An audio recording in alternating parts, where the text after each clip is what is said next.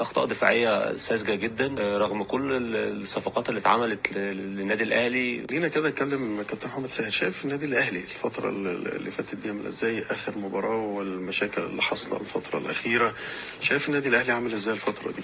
يعني اول مره اشوف جمهور الاهلي بيحط ايده على قلبه ساعه كامله طول المباراه عشان الاهلي يجي يدخل فيه جول في اي وقت. يعني عمرها ما كانت بتحصل ان جمهور الاهلي يفضل قلقان ساعه مثلا امبارح. الموضوع بقى له فتره للاسف. بقى له فتره حاطط ايده على قلبه عشان ما فيش جول يجي. الاهلي كان دايما في البلاس 90 هو اللي بيخلص الماتشات، بيبقى قاعد مطمن جايب جول واثنين وثلاثه. فانت بتتكلم دلوقتي الاهلي امبارح في مباراه الجونه احرز هدف حوالي في الدقيقه 35 امام عاشور. فضل طول المباراه جمهور الاهلي قلقان ممكن يدخل الهدف في اي وقت. اخطاء دفاعيه ساذجه جدا رغم كل الصفقات اللي اتعملت للنادي الاهلي.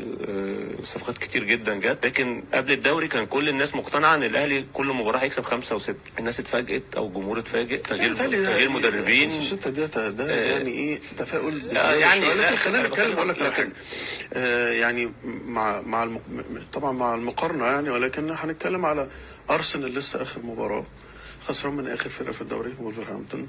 مش خسران سوري، تعادل معاهم 2-2 في اخر دقائق في المباراه. تعتبر اوروبا يعني اوروبا اللعيبه قريبه من بعض، لكن انت برضه الاهلي واخد الكريمه، واخد وش القفص زي ما بنقول، واخد احسن لعيبه في مصر، واخد زيزو احسن لاعب في مصر، امام عاشور احسن لاعب في مصر.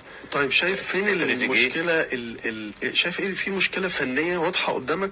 انا مشكلتي مع ياستروب ان هو طبعا الاصابات اللي جت تريزيجيه وزيزو اثرت على النادي الاهلي رغم ان هي المفروض ما تاثرش. بص بالظبط المشكله عند النادي الاهلي ان هو فنيا لازم يدور على راس حربه يترجم الفرص اللي بتجيله لاهداف. هو دلوقتي لحد دلوقتي مش عارف يشوف بديل لاسامه ابو علي من ساعه ما مشي طبعا. وعلي معلول بالعمري بدا يظهر امبارح بمستوى لعيب مبشر، لعيب كويس بيغطي تغطيات عكسيه، بدا يقول يعني انا موجود، بس لسه برضه مش هنقارنه بعلي معلول لحد دلوقتي.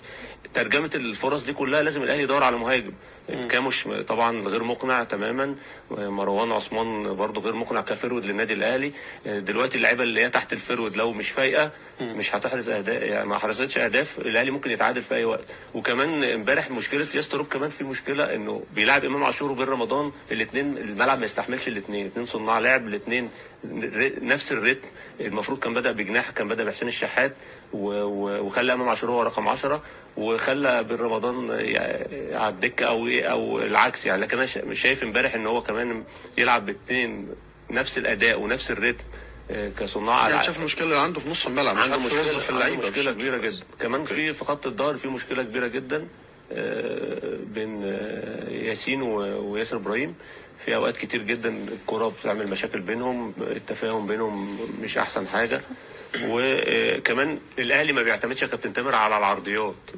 بحس اللي هو دايما بيشتغل دايما الاثنين الجناحين هم اللي بيشتغلوا او العمق. الاطراف قليل قوي لما بنلاقي الاطراف بتطلع من على الجناب تعمل. يعني انا اعد لك مثلا محمد هاني او بالعمري بيعملوا كام كروس في المباراه. المفروض اللعيبه دي لا ده الاهلي غير مقنع. لا مش غير مقنع، بس رقم واحد الفرود لازم يكون فرود قوي جدا يترجم انصاف الفرص لاهداف. فضل طول